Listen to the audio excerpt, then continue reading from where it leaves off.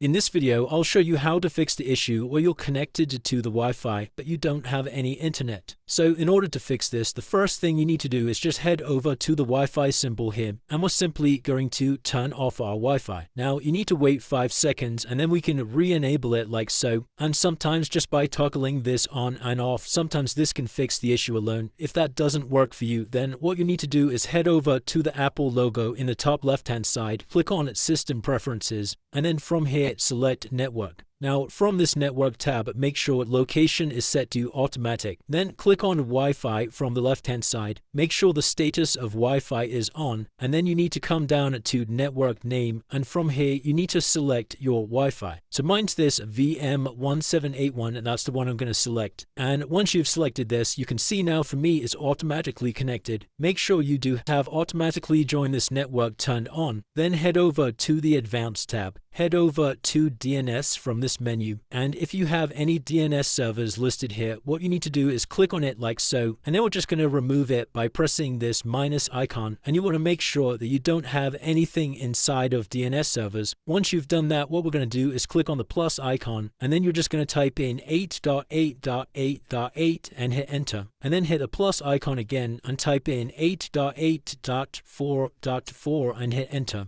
Then press OK. Click on the apply button to save your changes. And now if I close out of this window and head over to my Wi-Fi, that will have now fixed the issue where you're connected to a network but you're not getting any internet. So it's as simple as that, guys. If you did find this video helpful, then let me know in the comments below and I'll see you in the next one.